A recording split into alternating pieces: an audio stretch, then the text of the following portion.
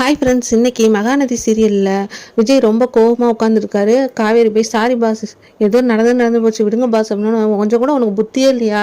இவ்வளோ பெரிய விஷயத்த பண்ணிட்டு சாரி பாஸ் அப்படின்னு சொல்கிற நீ அப்படின்னு சொல்லி திட்டினோன்னே, இது என்ன பாஸ் என்னை செய்ய சொல்கிறீங்க? மனசுக்குள்ளே குற்ற உணர்ச்சியாக இருக்கிறதுனால தானே நீங்கள் சொல்கிறதெல்லாம் நான் கேட்டுட்டு திட்டுறதெல்லாம் வாங்கிட்டு பேசாமல் இருக்கிறேன் நான் அப்படின்னு சொன்னோன்னே, நீ பேசாமல் இருக்கியா? ஆமாம், நான் லூசு பாரு, நீ தப்பே பண்ணாமல் உன்னை நான் திட்டுறேன் அப்படின்னு சொல்லிட்டு, ஆமாம் நான் லூசு தான், சொல்லப்போனால் நீ டிபிக்கு ஃபோட்டோ எடுக்கிறேன்னு நினச்சி நான் போஸ்ட் கொடுத்துருந்தேன் பாரு, அது நான் லூஸ் தான் அப்படின்னு சொல்கிறாரு விஜய். சாரி பாஸ், எங்கள் அம்மா கூட சொன்னாங்க விஜய் தம்பியை வச்சு ஃபோட்டோலாம் எடுக்காத, அவர் வருத்தப்படுவாருன்னு சொன்னாங்க அப்படின்னா விஜய் இருந்துட்டு, ஆக மொத்தம் ஃபேமிலியே பிளான் பண்ணி தான் என்னை முட்டாளாக்கியிருக்கீங்க எல்லாரும். அதான் நான் ஃபோட்டோ எடுத்துக்கிட்டு இருக்கும்போது அப்படி சிரிச்சாங்களா நின்றுக்கிட்டு, ஏதோ காமெடி பீஸை பார்த்து சிரிக்கிற மாதிரிலாம் சிரிச்சுக்கிட்டு இருந்தாங்க, இப்போ தானே புரியுது அப்படின்னு சொல்லிட்டு திட்டுறாங்க காவேரியை விஜய். இப்போ நான் என்ன தான் பஸ் செய்யணும் சொல்லுங்கள் பஸ், நீங்கள் சொல்கிறத நான் செய்கிறேன், என்னால் முடியாட்டியும் கூட செய்கிறேன் அப்படின்னா, ஊரில் ஒட்டியிருக்க எல்லா போஸ்ட்டையும் சரி எல்லா ஏரியாலையும் போய் நீ அந்த போஸ்ட்டை பூரா ரிமூவ் பண்ணணும் அப்படின்னா, ஏன் பாஸ் நான் அப்படின்னு சொல்லினா, ஆமாம் நீ ரிமூவ் பண்ணியே ஆகணும் அப்படின்னா உட்காடுறாங்க காவேரி. சரி பாஸ் நான் ரிமூவ் பண்ணிடுறேன் அப்படின்னா, ஏன் உட்கார எந்திரி அப்படின்னு சொல்லிட்டு திட்டுறாங்க.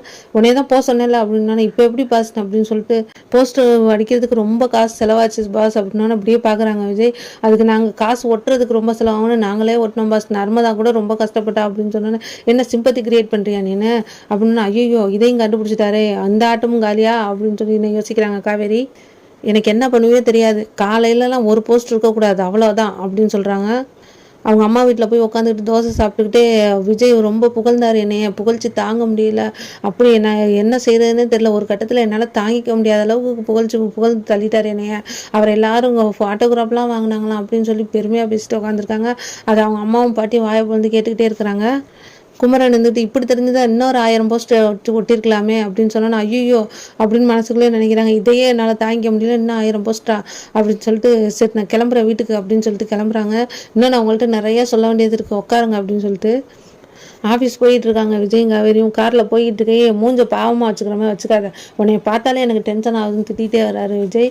ஏன் பாஸ் இப்படி திட்டிகிட்டே வரீங்க அப்படின்னு. என்ன எகிர்ற, தப்பு பண்ணது நீனு எகிரிட்டு வரியானே அப்படின்னு சொல்லிட்டு, பாரு ஏரியாவில் எப்படி ஒட்டி வச்சிருக்க பாரு, எங்கே பார்த்தாலும் என் போஸ்டர் தான் அப்படின்னு சொல்லிட்டு டென்ஷன் ஆகிறாரு விஜய்.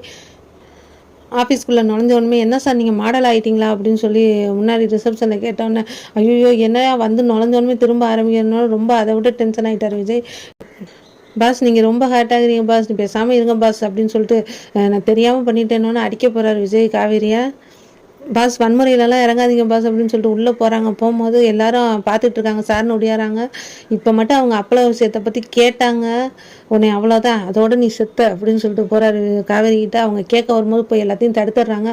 அவர் இன்னைக்கு மௌன விரதம் பேசவே மாட்டார், நீங்கள் எதுவுமே சொல்லாதீங்க, அவர் வேண்டுதல் இந்த அப்பள ஆடு நல்லபடியாக எல்லா இடத்துலையும் ரீச் ஆகணும் நான் வேண்டிக்கிட்டு இருக்கேன். அவர் இன்னைக்கு ஃபுல்லாக அவர் மௌன விரதம் தான், அவர் இருக்க சொல்லியிருக்கேன் அப்படின்னு சொல்லி காவேரி சொன்னேன். எல்லாம் நம்பிடுறாங்க, அப்படியா அப்படின்னு சொல்லிட்டு. ஐயோ அப்பா தப்புச்சேன் அப்படிங்கிறாங்க காவேரி. அதோட இந்த எபிசோட் முடிஞ்சிருக்கு. வீடியோ பிடிச்சிருந்தா சப்ஸ்கிரைப் பண்ணுங்கள். தேங்க்யூ.